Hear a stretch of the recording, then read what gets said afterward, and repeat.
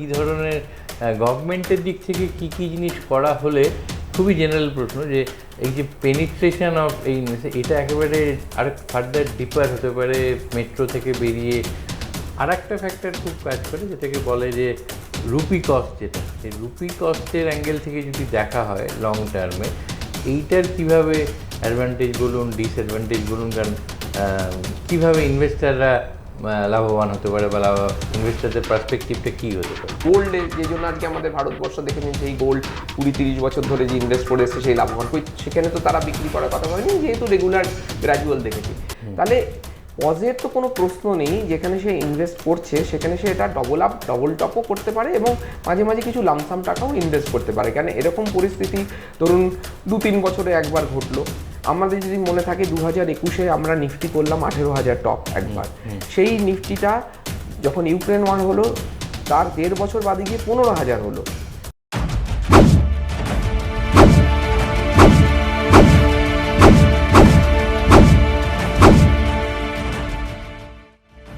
নমস্কার, headlines Kolkata, headlines business, daily hunt এবং জিও টিভিতে একযোগে সম্প্রচার হবে এই আগামী আমরা যে ইন্টারভিউটা নিতে চলেছি।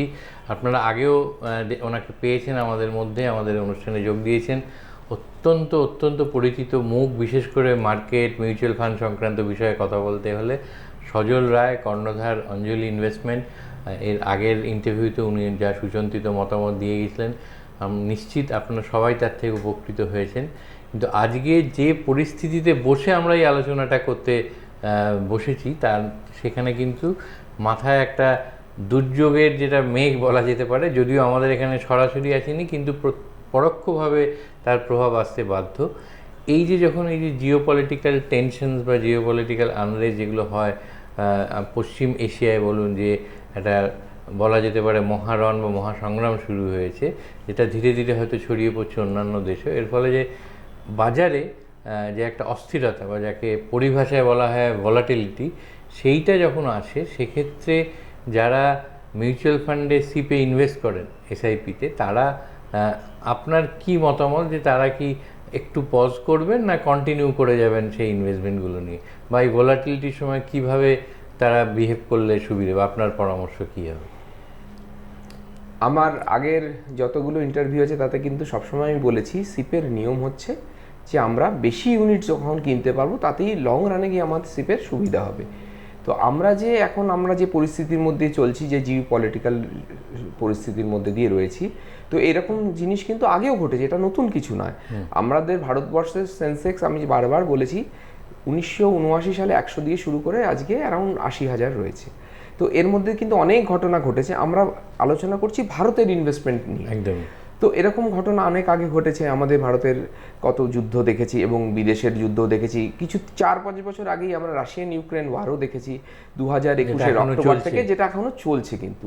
এবং এই নতুন যে ঘটনাটা ঘটেছে লাস্ট ধরুন 2 সপ্তাহ ধরে চলছে, সেটাও একটা নতুন জিনিস। এবং এই জিওপলিটিক্যাল রিস্কের সময় যখন মার্কেটে কোনো ঘটনা ঘটে তখন কিন্তু মার্কেট পড়ে এবং কারেকশন হয়, এবং এই কারেকশনের জন্য আমরা বলি every crisis creates an opportunity. যদিও এটা দুঃখজনক ঘটনা, বিদেশে যুদ্ধ হচ্ছে এবং অনেক ক্ষয়ক্ষতি হচ্ছে, কিন্তু যারা ইনভেস্ট করছে তারা কিন্তু সবসময় চায় যে তাদের ইউনিট যেটা পারচেস করছে সেটা যেন কমে হয়, এবং সেই জন্যই তারা সিপটা করছে। তাহলে পজের তো কোনো পরিস্থিতিই নেই, সেখানে আপনি কিন্তু সিপটাকে ডবল আপ টপ আপও করতে পারেন। মানে সেই সময় মানে আপনি যখন নিচে কোনো ইউনিট কিনবেন তখনই আপনি 5-10-15 বছর যে হরাইজনের জন্য আপনি করছেন তাতে আপনি লাভবান হবেন।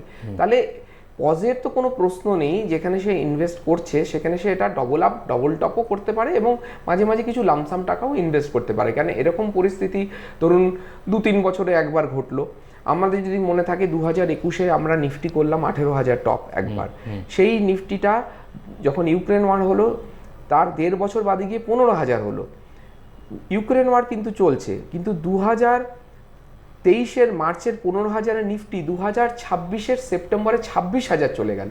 তাহলে ওই 1.5 বছর যখন খারাপ গেল, যারা ইনভেস্ট করেছিল তার আগের 2 বছর ধরে কি সেই বছর ধরে, তারা কিন্তু 26-এ কিন্তু অনেক লাভবান হলো এবং তাদের শিপ চলছে, it's a long term journey. তো সেই এখন যখন আবার মার্কেট, এবং আমরা আরেকটা কথা হচ্ছে আমাদের যে এই ঘটনাটা ঘটলো তখন ভারতবর্ষ কিন্তু লাস্ট 1.5 বছর একটা কারেকশনের মধ্যে দিয়ে চলেছে, প্রাইস কারেকশন এবং টাইম কারেকশনের মধ্যে দিয়ে। তো আমরা অলরেডি 5-7% টপ থেকে দাম পড়ে আছি। আপনি যদি দেখেন যেটা অন্য দেশে হয়েছে, কোরিয়া তাইওয়ানে যেভাবে মার্কেট 20% 15% পড়েছে, ভারতবর্ষ কিন্তু সেভাবে পড়েনি। তো সেই অনুযায়ী আপনি যে সুযোগটা পাচ্ছেন, এটাকে বলতে পারি সুবর্ণ সুযোগ।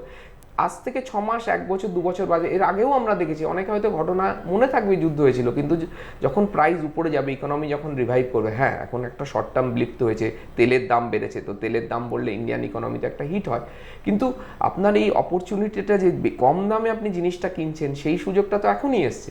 তো আপনাকে এটা চালিয়ে যেতে হবে এবং নতুন করে এর উপর আরও ইনভেস্টমেন্ট করতে হবে, কারণ এই সুযোগ 2-3 বছরে মাঝে মাঝেই আসে। এই জন্যই বলেছে এভরি ক্রাইসিস এই ক্রিয়েটস অপরচুনিটি। আপনি যদি দেখেন যে 2 দিন আগে একটা মিন্ট পেপারে আপনার ওয়ারেন বুফেট বলেছে, if there is a third war also you should buy shares. মানে যদি দেখুন পৃথিবী যদি ধ্বংস হয়ে যায় তাহলে এই আলোচনারও কোনো মূল্য থাকে না, কিন্তু যদি আমরা সব সার্ভাইভ, আমরা আজ থেকে 5 বছর আগে কোভিডও পার হয়ে এসেছি, অত বড় একটা ঘটনা আমরা পার করে এসেছি, আবার আমরা সব ঠিক হয়ে গেছিলাম। তো আমরা আশা করি নেক্সট 6 মাস 1-2 বছরের মধ্যে এই জিনিসটাও কাটিয়ে উঠবো। মার্কেটে তো ভোলাটিলিটি থাকবে, সেই জন্য আমি এই কথাটাও বলি যে market should be volatile, investor should never be volatile. অনেকে ভয় পাচ্ছে যারা নতুন ইনভেস্টার, যারা আজ থেকে 5-10 বছর আগে ইনভেস্ট করেছে, একটা শর্ট টার্ম লসের দিকে লোকে বেশি ফোকাস করে ফেলে। তো এটা তো জিনিসটা সেটাই যে short term pain, long term gain. Bank আর মিউচুয়াল ফান্ডের কি তফাৎ? ব্যাংক আপনাকে 7% দেবে, সবসময় 7 দেবে, সে কোনোদিন নেগেটিভ হবে না, কিন্তু মিউচুয়াল ফান্ড যেটা ব্যাংক প্লাস প্লাস আমরা বলি, 12%ই ধরে নিচ্ছি যখন দেবে 10-15-20 বছরে, সে তো ভোলাটাইল হবে। কোনো বছর 10 দেবে, কোনো বছর -10 দেবে, -20 দেবে, আবার +40 দেবে।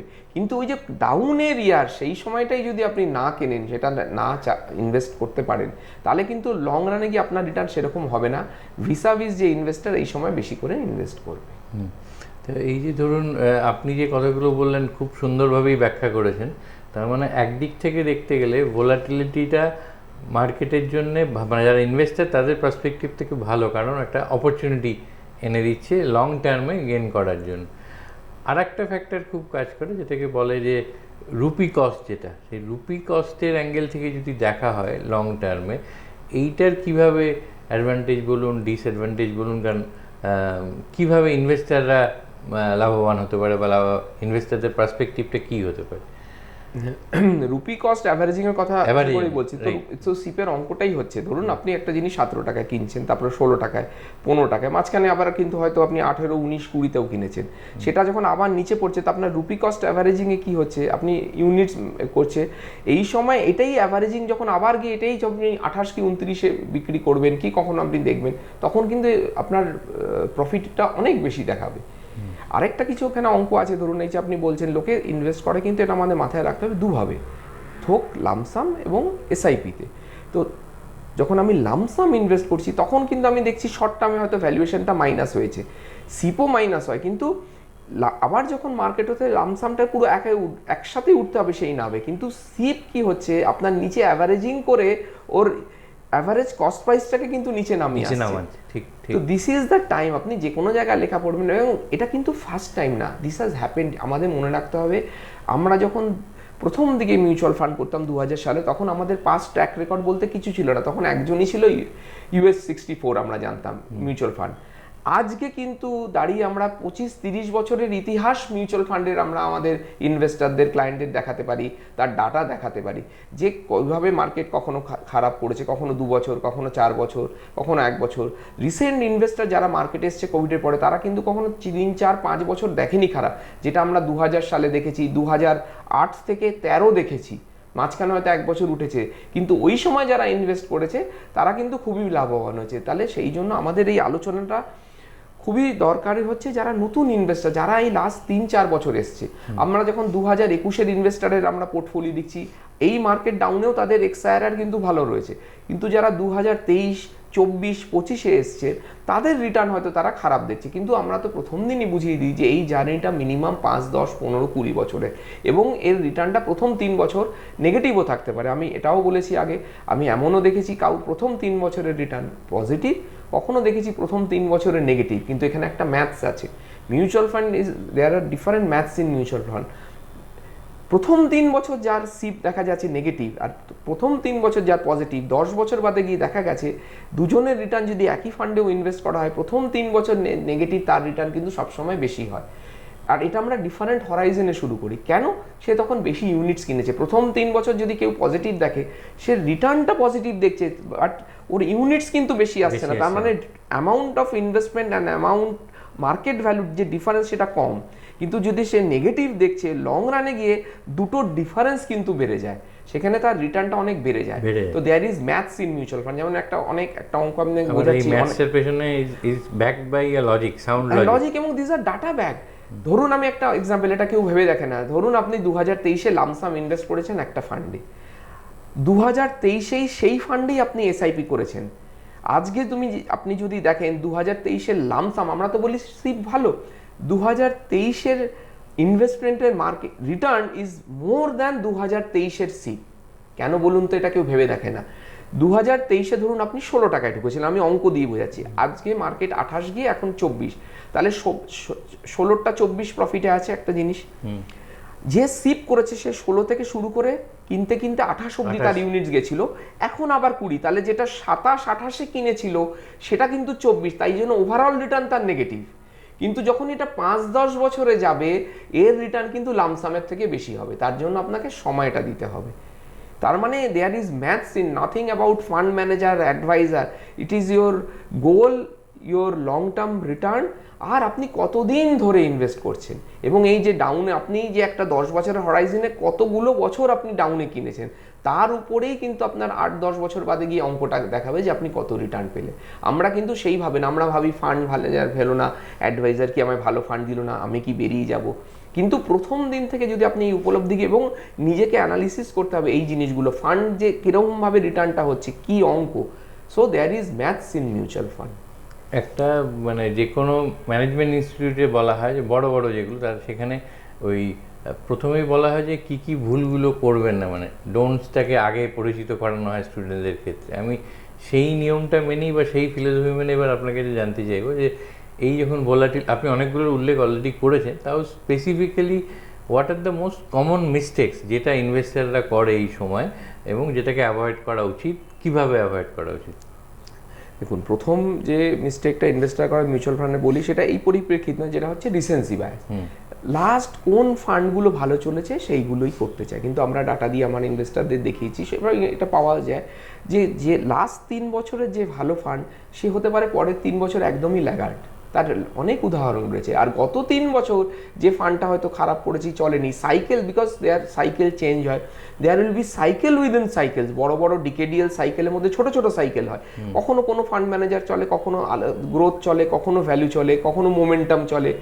তো সেই জন্য গত 3-4 বছর যে ফান্ডটা ভালো করেছে, হতে পারে পরের 3 বছর সে ভালো করলো না। সেই জন্য আমাদের উচিত হচ্ছে যে ফান্ড হাউসের ফিলসফি ভালো, লং টার্ম রিটার্ন অ্যানালিসিস ভালো, সেইগুলো দেখেই আমরা ইনভেস্ট করি। তো প্রথম ভুল সেইখানে ইনভেস্টার করে রিসেন্সি বায়াসে করলো। কেন? তাতে কি হলো, এখানেও একটা অঙ্ক আছে। ধরুন যে ফান্ডটা সব থেকে ভালো চলছে, আপনি তাতে ইনভেস্ট শুরু করলে, লামসাম হোক কি এসআইপির মাধ্যমে হলো, ফান্ডটা যখন কারেকশন হয়, তারও তো একটা ব্যাড ফেজ আসবে, তখন তার ফলটা বেশি হয়, রাদার দ্যান যে ফান্ডটা মাঝখানে রয়েছে অনেক 20-30টা ফান্ডে, তার ফলটা কিন্তু কম হয়। এখানেও কিন্তু ম্যাথস আছে। তো সেই হচ্ছে প্রথম ভুল। তারপরে যখন মার্কেট এই ঘটনা কিছু ঘটে, জিও পলিটিক্যাল ইস্যুস হয়, তখন শর্ট টার্ম, এটা এখন বলে না, এটা কেন, আরও অনেক হয়, ইলেকশন, আমরা শর্ট টার্ম নয়েজের দিকে করি। সেই জন্য বলে always when you are investing in the long term in equity market, you should always cut the noises. আরেকটা হচ্ছে আপনার, তুমি দেখুন, আমি একটা ভালোভাবেই বলতে পারি, আমরা হচ্ছি ফাইন্যান্সিয়াল ডক্টরস। অনেকে ইনভেস্টারদের আমরা দেখেছি, মানে আমার থ্রুদিন অনেকে, যে তার বন্ধুদের, তার কি নলেজ আছে, সে তো ডক্টর না এই লাইনে, তার নলেজ নিয়ে সে সেইটা করতে চাইলো। এমনও দেখেছি আমার, কেন, I can give you many anecdotal events. আমি আমার ক্লায়েন্টদের এত ফোলিও আছে 28 বছর ধরে দেখেছি। ডাক্তার আর কোয়াক ডাক্তারদের মধ্যে এবার হচ্ছে কি, এমনও দেখেছি, আপনাকে নাম নেব না, আমার একজন ইনভেস্টার আছে, সেই ইয়ং একটা সে শুরু করলো 5-6 বছর বাদে, মানে এইসব এক্সাম্পলগুলো দিতে হয়। তারপর হঠাৎ একদিন বললো যে আঙ্কেল আমি কি কিছু দিনের জন্য শিপটা পজ করবো। এটা 1-1.5 বছর আগের ঘটনা, যুদ্ধের কোনো পরিস্থিতি। আমি বললাম কেন? বললো না মার্কেট এখন খারাপ, তাই জন্য আমার যে নতুন বস এসছে সে, আমি বললো তুমি শিপ করো, আলোচনা হলো। বললো এই যে 7-8 মাস খারাপ যাচ্ছে সেই সময় তুমি শিপটা বন্ধ করো, মার্কেট ভালো হলে শিপটা ভালো। তো এই যদি ইনভেস্টার হয়, ও আমার হ্যান্ড হোল্ডিং, আমি ওকে বোঝালাম যে সিপ অঙ্ক, আমি যেটা আমার ইনভেস্টার দিয়ে থাকি যে অঙ্কগুলো দেখো যে নিচে নিচে ইউনিটস কিনবো, তাহলে সে বুঝলো। তো সব ইনভেস্টারও তো you should have a proper, whoever it me, you should have a proper adviser, you should understand, আপনাকে পড়তে হবে, নলেজ নিতে হবে। তো এই যে খারাপ টাইমে ইনভেস্ট করতে হবে, তো সেইটাই তো আসল সময়। এটা যেমন আমি শিখেছি, যখন খারাপ সময় যায় 1-1.5 বছর, তখন সিপটাকে ডবল আপ করা, যদি সেই পরিস্থিতি থাকে সে ডবল করতে পারে। তো cut the নয়েসেস, stay focus, stay discipline. যে জন্য আমরা প্রথম দিন do the brain storming the first day, যে আমি কতটা করব, কেন করব, কত দিনের জন্য, শর্ট টার্ম মানে আমি রাখবো না। এখানে যে এমন ইনভেস্টমেন্ট যেটা যে কোনো দিন তোলা যায়, কারণ অনেক লোক কি জানে না, নিজের একটা গোল থাকলেও গোল চেঞ্জেস, অনেক কিছু রিকোয়ারমেন্ট আগে হতে পারে। তো টাকা তো এখানে কোনো রিডেমশনের কোনো প্রবলেম নেই, যে কোনো দিন সে তুলতে পারে, কিন্তু তার হরাইজন থাকবে লং টার্ম। নয়েজ কাট করবে, যখন মার্কেট পড়বে তখন সে বিচলিত হবে না। ওই জন্য বলি যে ক্লায়েন্ট ভোলাটাইল হবে না, market should always be volatile. One way ট্রাফিকে কোনোদিনই ক্লায়েন্ট পজিটিভ দেখবে কিন্তু বড় মানি বানাতে পারবে না, সেটার দাম কমতে হবে, তবেই সে কিন্তু বিগ। অ্যান্ড আমার তার জন্য ব্যাকআপ 30 ইয়ার্সের track record of all the mutual funds রয়েছে, যারা দেখাতে পারবে তাদের 30 বছর, কারোর 20 বছর, কিছু 5 বছর, যে কিভাবে কোন পরিস্থিতিতে রিটার্ন। 10 বছরের এক্সাম্পল দিচ্ছি, 10 বছরের পিরিয়ড 93 থেকে 2000, এটা খুব জানা দরকার। কেন বলি ম্যাথ, 93 থেকে 2003 যখন ভারতবর্ষের মার্কেট জিরো রিটার্ন দিয়েছিল নিফটি, সেই সময় যদি কেউ একটা ইনভেস্ট করে থাকে, তার 2 বছর বাদে যখন সে বেঁচেছিল তখন যা রিটার্ন পেয়েছিল। 2003 থেকে 13 যখন ভারতবর্ষের সেন্সেক্স খুবই ভালো চলেছিল, ইকোনমি মুভ করেছিল, সেই সময় যে ইনভেস্ট করেছিল তার রিটার্নও পজিটিভ ছিল। কিন্তু ওই যে খারাপ পিরিয়ডে সে 10 বছরেরও এক্সাম্পল আছে যে করেছিল, তার রিটার্ন তার থেকে 2-3 গুণ বেশি। কেন? সেই সময় একই জায়গায় সে একই ইউনিটস কিনেছিল, তারপরে যখন মার্কেটটা বাড়লো তার রিটার্ন কিন্তু অনেক বেশি হলো। তাহলে আপনার সেই পরিস্থিতি, এই ঘটনাগুলো মনে রাখতে হবে। আর এখন আমি দেখেছি আরেকটা খুব, যেটা ক্লায়েন্টদের শর্ট টার্ম মেমারি, 2020 ক্লায়েন্টও 21 থেকে 23-এর যে ইউক্রেন ওয়ারের সময় মার্কেট খারাপ গেছিল, কি নিফটি 18, সেই ঘটনাও সে ভুলে গেছে। বললো না এরকম ঘটনা তো আগে ঘটেছিল কি 4-5 বছর মানে, তার মানে কি আপনাকে পাস্ট ট্র্যাক রেকর্ড, এই ঘটনাও হতে পারে আজ থেকে 4 বছর বাদে। লোক মার্কেট যুদ্ধের কথা মনে থাকবে, কিন্তু মার্কেটের প্যাটার্ন, কিভাবে ন্যাভ মুভমেন্ট হয়েছিল, সেগুলো সে ভুলে যাবে। তো তাকে গিয়ে ন্যাভের হিস্ট্রি দেখতে হবে সে কীভাবে রিটার্ন হয়েছিল। অ্যান্ড অবভিয়াসলি অ্যাডভাইজারের হ্যান্ড হোল্ডিং নিতে হবে, বুঝতে হবে কোন তার কী দরকার, কেন সে ইনভেস্ট করছে, তার কী গোল, তার কী অ্যাসপিরেশন, সেই অনুযায়ী করতে হবে। সেই পথে সেটা বিচলিত হবে না। কেন, যেটা আমি বারবার বলি, এটা একটা মাউন্টেনিয়ারিংয়ের মতো, ওটা 1.5 মাস হয়, এটা তো 15-20 বছরের ঘটনা। সে টপে ওঠার মধ্যে যে ঝড় ঝঞ্ঝা, আমরা জাস্ট থিঙ্ক, কিন্তু ফাইনালি যখন গিয়ে সে ওখানে, যে দেশেরই হোক, যে পতাকাটা লাগে, সেই আনন্দটা কিন্তু ওই 1.5 মাসে, সেই ওই যে জার্নি, যে কত রকম বিপদের খানাকুল, একদম লাইফের সঙ্গে সেই জিনিসটাই স্টক মার্কেটেও কিন্তু ভাবতে হবে। তো will be passing through that phase and it will come again, আবার ঘটবে। কিন্তু মার্কেট এখান থেকে অনেক উপরে যাবে, আবার নিচে আসবে, আমরা আবার ভুলে যাব, কিন্তু আবার বলবো যে আবার কি সিপ বন্ধ করবো, আমরা কি রিডিম করবো, আবার করবো। তো this is a journey and it will go on for next 20 years. আমাদের মনে রাখতে হবে আসছে 5-10-15 বছর কিন্তু আরও ভোলাটাইল, কেন জিও পলিটিক্যাল যে জিনিসটা, এটা থেমে গেলেও ফিরে আসবেই অন্য জায়গায় এখন অনেক। হ্যাঁ, তো এই জিনিসগুলো অনেকভাবে ঘটতে পারে। তো we should B always prepared. আমরা মনে রাখবো আমরা সেই টাকাটাই ইনভেস্ট করব যেটা কোনো ঘটনার সময় হলে আমাদের কোনো অসুবিধা না হয়, চলতে পারে। তার জন্য আমাদের কন্টিনজেন্সি জিনিস, সেই জন্য আমরা কিন্তু বারবার বলেছি কন্টিনজেন্সি ফান্ড আলাদাভাবে রাখা থাকবে। এই যে আপনি ডোন্টসগুলো এক্সপ্লেন করলেন, যেমন কাট দ্য নয়েজ বলুন, স্টে ফোকাস, স্টে ইনভেস্টেড, এছাড়াও কোনো বিশেষ ধরনের মিউচুয়াল ফান্ড বা ফান্ডের কথা আপনি বলবেন, যে অনেক ধরনের তো ফান্ডে, কোন টাইপ অফ ফান্ডে ইনভেস্ট করা ভালো? দেখুন, সব রকম আমরা প্রোডাক্ট মিক্স দিয়েই থাকি, ধরুন ডাইভার্স, এটা ডিপেন্ড করে যেন এরকম কোনো সেট ফর্মুলা, স্টক মার্কেটে কোনো ফর্মুলা কাজ করে না। একটা এজ দেখতে হয়, একটা লোকের গোল, আমরা যখন 20টা লোকের সাথে মিট করবো, 20 জনের গোল, অ্যাসপিরেশন, এজ তো এরকম হয় না। তার স্ট্রেংথ কত, তো সে কতটা ভোলাটাইল, তাকে কতটা বোঝাতে পারি। তো যখন সে ইনভেস্ট করে, যে প্রশ্ন আপনি করলেন, তো সেই অনুযায়ী গোল অনুযায়ী রাখবে। তো ডিফারেন্ট ফান্ডের মধ্যে flexi cap, multi cap, mid cap, এখন সেবি সিম্পল ক্যাটাগরাইজেশন করেছে যাতে কেউ বুঝতে, লেম্যানের বুঝতে অসুবিধা না হয়। আমরা যদি 20 বছর হিস্ট্রি দেখি সেই ডাটা দেখা গেছে যে নিফটি যদি 14 দেয়, স্মল ক্যাপে 14, মিড ক্যাপ কিন্তু 16 থেকে 18% দিয়েছে 20 বছরের ইতিহাসে। এর মধ্যে তো কত কিছু ঘটনা। তাহলে কি আমরা একটা প্রোডাক্ট বাস্কেট বানিয়ে সেই রকমভাবেই করব, যে প্রোডাক্টটা মনে রাখবেন যেটা সব থেকে খারাপ করছে 5 বছর বাদে গিয়ে কিন্তু তার রিটার্ন সব থেকে বেশি হবে, কারণ সে তো ইউনিটস বেশি, এবং সেরকম আমি এক্সাম্পল লাইভ দেখেছি। তাহলে আমরা একটা মিক্স অফ প্রোডাক্ট করব। তার যদি কখনো হঠাৎ কন্টিনজেন্সি থাকে, তাহলে আমরা এমনও অনেক ইনভেস্টর আছে যারা লিকুইড ফান্ডেও এসআইপি করছে, যাতে সে তার কন্টিনজেন্সি রিকোয়ারমেন্টটা সেখান থেকে মিট করতে হয়। বাকি যখনই লং টার্মে করবে একটা প্রোডাক্ট মিক্স করে আমরা ইনভেস্ট করব।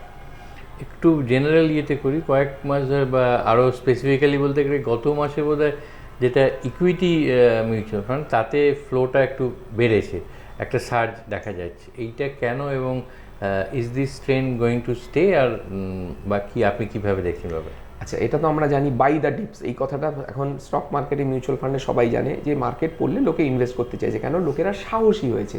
আরেকটা এসছে যে অনলাইন ইনভেস্টমেন্টের অপশনটা হচ্ছে, এটার কারণটা আমি তো এত বছর ধরে করছি, আগে তো চেক আর ফর্ম দিয়ে হতো, এখন হাইব্রিড মডেল হলো লোকে অনলাইনে করতে পারে। আগে যেটা লোকে শেয়ারের দিকে দেখতো, এবং শেয়ারে তো সেটা ভুল শেয়ার কিন্তু মিউচুয়াল ফান্ড জানে যে ওভারঅল মার্কেট গেলে মিউচুয়াল ফান্ড বাড়বে, তাই জন্য লামসাম, যেটা আপনি বললেন যে ফ্লোটা এসছে, সেটা এসছে লামসাম, যেহেতু মার্কেট পড়েছে। কিন্তু এখানে জানেন, এখানে একটা বিহেভিয়ারাল সায়েন্স আছে। লোকে, আমরা দেখেছি এটা এত বছর ধরে দেখেছি, যে যতদিন লোক ইনভেস্ট করে এবং তার সাহসও থাকে, মার্কেট কিন্তু খেলাতে খেলাতে বটম করে না। এটা নাও হতে পারে, কিন্তু এরকমও দেখেছি লাস্ট বুল, মানে যে সাহসী, যখন সে ফ্ল্যাগ দেবে যে না আমি আর পারলাম না, হোয়াইট ফ্ল্যাগ, যে আমার মনে হচ্ছে মার্কেট বোধহয় শেষ এবং তার টাকাও শেষ, এগুলো দিস আর অ্যানালজিস, তখনই মার্কেট বটম করে। তো দিস আর দ্য থিংস। তো লোকে যেহেতু ইনভেস্ট করছে এবং এটা খুবই ভালো করছে, তারা ডিপেন্ড, এই লাভবানটা তো সে পরে দেখতেই পাবে। এবং কোভিডের সময় যারা করেছিল, প্রতিটা ফলে ইনভেস্ট করেছিল, এবং তখন থেকেই কিন্তু এই জার্নিটা শুরু হয়েছে। অ্যান্ড আপনার যে প্রশ্নটা করেছেন, obviously this is here to stay. কখনো হয়তো ডিফারেন্ট হবে, কারণ সিপ বুক যেটা আমরা 3600 থেকে আজকে 31,000 দেখছি কত 7-8 বছরে, তো এটা তো অরিজিনাল ফিগার্স, এবং লামসামও করছে। তো লোকে বুঝে গেছে যে দেখুন, মুভমেন্ট টু ফিনান্সিয়াল ইনভেস্টমেন্টস, তো এটা তো একটা জার্নি শুরু হয়েছে 2020 থেকে, সেটা ইট ইজ আ ডিকেডিয়াল জার্নি, এটা চলবে, ইটস আ লং, এটা এখন সামনে লং রান হয়ে আছে। কখনো চেঞ্জ হবে, কোনো মাসে বেশি হবে, তো এই ফ্লোটা কিন্তু আসবে। As an we grow, economy grow করবে, লোকের ইনভেস্টেবল সারপ্লাস, কেন এখানে তো ইনভেস্টেবল সারপ্লাসটাই আমরা করি, বাড়বে, তো দিস উইল কাম। অনেকে বুঝবে, যে অনেকে মিস করবে, তারা পরের বারে পার্টিসিপেট করবে। কিছু লোক থাকবে কমন, যারা দুটোতেই ভোলাটাইল থাকবে, যতই আপনাকে বোঝান তারা করবে, কেন তাদের রিস্ক অ্যাপিটাইটটা হয়তো কম আছে। কিন্তু this is here to stay, এবং যারা এই সময় ইনভেস্ট করবে, একদিন সব কিছুই পাস হয়ে যাবে, এভরিথিং উইল পাস, তখন কিন্তু তারা বেশি লাভবান হবে। ইটস নট এ বাবল, যেটা আপনি বলতে চাইছেন, থাকবে, এবং থাকলে তার সুযোগ সুবিধাটা নেওয়া যাবে। হ্যাঁ, এবং হবে। দেখুন, আমরা কোভিডেও দেখেছি, তার আগে থেকেই তো সিপ বুক শুরু হয়েছিল, তার আগে থেকেই লোকে ইনভেস্ট করছিল। আবারও একটা কারেকশন হতে পারে, এর থেকে হয়তো বড় কারেকশন হলো, তখন যুদ্ধ নেই কি, কিংবা আমরা এমন দেখলাম মার্কেট প্রচণ্ড উঠলো, আবার পড়ে গেল, এবং লোকেরা যারা রিটার্ন পেয়ে যাবে তারা তো বুঝে যাবে যে, এবং এই নলেজ, এই যে মিডিয়া আপনারা করছেন, আগে কোথায় ছিল, তো 20 বছর আগে তো ছিল না এই প্রচারটা এবং এই অঙ্কটা, এবং যেটা রিকোয়ারমেন্ট হচ্ছে 30 বছরের সেই ইতিহাস দেখতে পাচ্ছে যে না, এরকম করলে ভালো হবে। তাই জন্য যত ইন্ডিয়া গ্রো করবে ততই আসবে, কখনো ফ্লোটা একটু বাড়বে কমবে, but is here to stay. এবং আমাদের যে, আপনারা তো এই ফিগারটা জানেন, এফআইএসরা যে লাস্ট 3-4 বছর ধরে এত বিক্রি করেছে, তার সত্ত্বেও আমরা ডিআইজরা এত তার বদলে ইনভেস্ট করেছি বলেই মার্কেটটা সাপোর্ট আছে এবং অত বড় কারেকশন হয়নি। কিন্তু সেটা নট নেসেসারি যে সেটা হবে না, মার্কেট যদি কারেক্ট হওয়ার থাকে, কেউ আছে তখন পড়বেই। তো that will happen, that will again happen, this is a journey, এটা আজকের না, এটাই আমি বোঝাতে চাই, এটা নতুন কিছু না, এটা 1979 সাল থেকে চলে এসছে, এবং পৃথিবীময় এটা প্রচুর বছর চলেছে। কিন্তু ভারতবর্ষ নেক্সট 10-15-20 বছর আমার মনে হয় একটা গোল্ডেন পিরিয়ডের মধ্যে দিয়ে যাবে, তাতে আপস অ্যান্ড ডাউন থাকবে, ইকোনমি খারাপ হবে, তেলের দাম বাড়বে কমবে, this has happened, it is nothing new, it has happened in the past, different ওয়েতে আসছে, cycles will be different, fund managers will be different, investors will, but mutual fund যেটা জার্নি আজ 30 বছর ধরে শুরু করে 10 টাকাটা আজকে 4000, তার মধ্যে তো কত লোক ছিল, বেরিয়ে গেছে, ফান্ড ম্যানেজার চেঞ্জ হয়েছে, but the cycle goes and on and on and on. এই অ্যামিজ অল দিস পজিটিভিটি, একটা কথা আপনাকে না জিজ্ঞেস করে পাচ্ছি না, যে আপনি কি বলবেন যে কী ধরনের স্ট্র্যাটেজিস বা কী ধরনের গভর্নমেন্টের দিক থেকে কি কি জিনিস করা হলে, খুবই জেনারেল প্রশ্ন, যে এই যে পেনিট্রেশন অফ এই এটা একেবারে আরেক ফার্দার ডিপার হতে পারে, মেট্রো থেকে বেরিয়ে নন মেট্রো যেটা হয়তো শুরু হয়েছে, আরও বেশি করে কিভাবে ইনভেস্টারদের এই পেনিট্রেশনটা হতে পারে, টিয়ার 2, টিয়ার 3, টিয়ার 4 যেগুলো সিটিজ উইচ আর কামিং আপ, এটা কি হতে পারে? What are the steps that need to be taken? এটার একটাই প্রসেস আছে যেটা লাস্ট 5 বছর চলছে, মিডিয়ার প্রচার এবং এটার ব্যাপার সিম্পলিফিকেশন অফ কেওয়াইসি। আপনারা জানেন কেওয়াইসি তো এখনও ভারতবর্ষে একটা, যেখানে প্রতিটা ইনভেস্টমেন্ট ইনস্ট্রুমেন্টের জন্য আলাদা আলাদা কেওয়াইসি আমাদের করতে হয় এবং সেটার কেওয়াইসি তো, কিন্তু আমরা we are very very regulated, মানে মানে একটা আমরা এমসির বিজনেস যেগুলো রয়েছে, তো এটার গভর্নমেন্টের তরফ থেকে তো এই প্রচারটা চলছেই এবং আপনাদের, এবং আপনি অ্যাড দেখবেন, আপনি ওয়ার্ল্ড কাপেই দেখেছেন যে অনেক ইনভেস্টর তখন বলছে, আমি তো মজা করে, যে তোমার হয়ে প্রচার তো রোহিত শর্মাই করেছে, ইউ হ্যাভ সিন।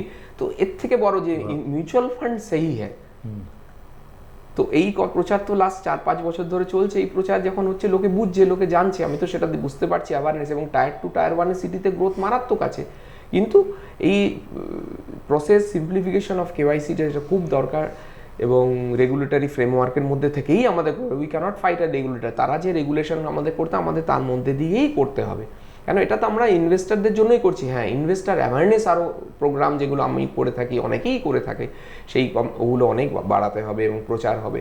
তো দিস ইজ দ্য ওয়ে, কিন্তু ইনভেস্টারকে নিজেকে বুঝতে হবে তার জন্য কোনটা ভালো, সে কেন ইনভেস্ট করছে, শর্ট টার্ম মানির জন্য না। স্টক মার্কেটে আমরা আগেও লিখেছি লোকে হাত পুড়িয়েছে, তো this is for a long হল, মানে আমরা যখন করবো, যেমন ব্যাংক ফিক্সড ডিপোজিট করি, পিপিএফ করি, আমরা তো রোজ গিয়ে প্রশ্ন করি না, পিপিএফ এর টাকা 15 বছর, 20 বছর, 25 বছর, এটা যখন আমরা বাসস্থান কিনি, বাড়ি কিনি, ফ্ল্যাটেও কত লোক ইনভেস্ট করে, গোল্ডে, যে জন্য আজকে আমাদের ভারতবর্ষ দেখেছেন সেই গোল্ড 20-30 বছর ধরে যে ইনভেস্ট করে এসছে সেই লাভবান, সেখানে তো তারা বিক্রি করার কথা ভাবেনি, যেহেতু রেগুলার গ্র্যাজুয়াল দেখেছে। ইকুইটির ভোলাটিলিটিটা যেহেতু বেশি, যেটা ব্যাংক, পিপিএফ, পোস্ট অফিস বা গোল্ডে সে দেখে না, সেই জন্যই সে বিচলিত হয় এবং নানা রকম আলোচনা করে কি করবে, that is the thing. But we have a past track record of 30-40 years. Mutual fund we have of the stock market, and for the mutual fund we have a track record of 20-25 years, 2095-30 years also. So and this should go on within the regulatory framework. এই যে ধরুন আর একটা কথা, মানে আমরা আলোচনা একেবারে শেষ দিকে চলে এসেছি, টাইম অলরেডি পেরিয়ে গেছে, কিন্তু একটা না জিজ্ঞেস করে পাচ্ছি না, long term capital gain tax, এইটার যে চেঞ্জেস অনেক সময় দেখা যায়, সেইটা কীভাবে, হাউ ডাজ ইট অ্যাফেক্ট, মানে বা এটা নিয়ে কি করা যেতে পারে? আচ্ছা, এবার এখানে আমি একটা কথা বলি, এটা আমরা তো ট্যাক্সের আওতার বাইরে না, তবু তো 12.5%, আমি তো ডাটা দিয়েছি ইনভেস্টারদের, আমাদের দেশের টু বি কোয়াইট অনেস্ট সব থেকে কম, বিদেশে নাম নিচ্ছেন 24, 25, 45ও রয়েছে। আমাকে একটা কথা বলুন, এর মধ্যে অঙ্ক, আপনি 7%-এ 30% ট্যাক্স দেন, সিম্পলি আমাকে বোঝান। কোনো জিনিস আপনি 12, মিউচুয়াল ফান্ড আমরা বলি 10 বছর হলে 12, কেউ 16-18 ভুলে যান, 12তে আপনাকে 12% ট্যাক্স দিতে হবে, still you are left with 10, the alpha is 3%। 3 কোথায়? ট্যাক্স হচ্ছে 7-এর থেকে গেলে 30 দিলে যদি 30 হয়, 20 হয়, যদি সে তার ট্যাক্সও না হয় তাহলে দিতে হচ্ছে 7 কি 6, আর ওখানে আমি পাচ্ছি 10-11, 4% on 10, 15, 20 years is huge amount. আপনি এমনি কোনো ক্যালকুলেটারে ফেলে দেখবেন যে 3-4% ডিফারেন্স কোনো একটা অ্যামাউন্টে 15-20 বছরে কতটা ডিফারেন্স হয়। তো we should be happy with in, সেই স্বনামধন্য রাকেশ ঝুনঝুনওয়ালা বলেছিলে যে মানে আমরা যদি 12% পাই we should be king, and 15% পেলে উই শুড বি এম্পারার। তো এইগুলো আমাদের মাথায় রাখতে হবে। তো ট্যাক্স তো আমাদের লাইফে দেখুন, কারেক্ট, এই কথা আমি ক্লায়েন্টদের বলি, market correction and tax is inevitable, they will stay for next 10, 15, 20 years, but we should continue your journey with those things. এইগুলো কোনোদিন চেঞ্জ হওয়া নেই। ট্যাক্স 12.5 কমতে পারে, বাড়তেও পারে, we should B always mentally prepared, কারণ এখনকার ক্যাপিটাল গেন্স না, আমি যেদিন বিক্রি করব সেদিন ভারতবর্ষের ক্যাপিটাল গেন্সের কি আছে। আমি যদি 13% পাই, তাতে যদি আমি 20%ও দিই, we should be honest, we should be happy rather than getting 7% in bank where somebody pays 30%। এটা তো অঙ্ক, আপনি ক্যালকুলেটারে ফেলে দেখবেন, সিপ ক্যালকুলেটার হয় আজকাল, যে 4% ডিফারেন্স হলে কোনো একটা ইনভেস্টমেন্টে, সেটা ব্যাংক মিউচুয়াল ফান্ড বলে যান, যে আমাকে কেউ 7-6 দিচ্ছে আর আমাকে কেউ 10-12 দিচ্ছে, দুটোর ডিফারেন্স কত হয় 20 বছরে? অনেকখানি। একটার কোনো ভোলাটিলিটি নেই, স্ট্রেট দেবে, কিন্তু একজন ভোলাটাইল হলেও আপনাকে লং টার্মে দেবে। 7% দেশের interest rate, 7% inflation, tax, we are paying back to the society. We are nil. আমরা মনে হচ্ছে ব্যাংকে এফডি করলে, কিছু ব্যাংকে থাকবে, আমি সেটা বলছি না, ডিফারেন্সটা বোঝানোর চেষ্টা করছি, যে আমরা 7 পেয়ে 7 দেশের ইনফ্লেশন, গভর্নমেন্টের রেট 7, আমাদের লাইভলিহুডের সেটা 10-11, এবং আমি আগের আমার ইন্টারভিউতে বলেছি যে ইনফ্লেশন কিন্তু নেক্সট 10-20 বছর মারাত্মকভাবে পৃথিবীময় আসবে, এবং সেটা তো বুঝতেই পারছেন যুদ্ধে, সেটা আমি 3-4 বছর আগে ধরে বলছি। বিকজ উইল বি না had trajectory of inflation, interest রেটও বাড়বে, কিন্তু ইনফ্লেশনের জন্য we have to beat inflation, তার জন্য we have to be putting money in equity. আপনারা এতক্ষণ শুনছিলেন অঞ্জলি ইনভেস্টমেন্টের কর্ণধার সজল রায়। প্রতিবারের মতোই একেবারে বলা যেতে পারে বাজার শাস্ত্রটাকে প্রায় কাব্যিক ধাঁচে এত অসাধারণভাবে সাবলীল বাংলায় কাব্যিক ধাঁচে ব্যাখ্যা করেছেন। মূলত উনি যেটা বলতে চেয়েছেন, যেটা আমি জাস্ট রিপিট করে দিচ্ছি, রিপিটেশনের একটা রিস্ক থাকা সত্ত্বেও উনি যেটা বলতে চেয়েছেন যে অযথা বিচলিত হওয়ার কিছু নেই, যেটা হচ্ছে সেটা নাথিং নিউ, এটা হওয়ার ছিল, হতে পারে, ভবিষ্যতেও হবে, অতীতেও হয়েছে। কাজেই সেই সমস্ত পরিস্থিতিতে যেটা নয়েজ, সেই নয়েজটাকে cut the noise, stay focus, stay invested, এবং রিস্ক হেজিংয়ের একটা উনি কথা বলেছেন যে বিভিন্ন টাইপ অফ ফান্ড সেখানে যদি আমরা অ্যালোকেট করি তাহলে একটা অটোমেটিক প্রসেসেই ঝুঁকিটা একটু মিটিগেটেড হয়ে যায়, ঝুঁকিটা হেজিং যাকে বলে সেগুলো হয়ে যায়। তো এইগুলো আপনারা শুনলেন একেবারে একজন স্বনামধন্য বিশেষজ্ঞের কাছে। এগুলো আপনারা মাথায় রাখুন, কারণ আমরাও চাই যেটা সমৃদ্ধির পথ, সেই সমৃদ্ধির পথে আপনারাও এগিয়ে চলুন। আমরা পরবর্তী কোনো ইয়েতে আবার সজলবাবুকে পাবো, তখন আবার ওনার বিশেষজ্ঞের মতামত নেবো। কিন্তু আজকে আমাদের সঙ্গে যোগ দেওয়ার জন্যে এবং এই মুহূর্তে দাঁড়িয়ে সবচেয়ে সুচিন্তিত মতামত বাজার সম্পর্কে, মিউচুয়াল ফান্ড সম্পর্কে, ফান্ডস ইন জেনারেল সম্পর্কে দেওয়ার জন্যে অসংখ্য অসংখ্য ধন্যবাদ। অসংখ্য ধন্যবাদ। Ma, there's this new Bengali matrimonial website, BABandhan.in. It's safe, verified, and just for us. Really? देर न करें, आज ही रजिस्टर करें।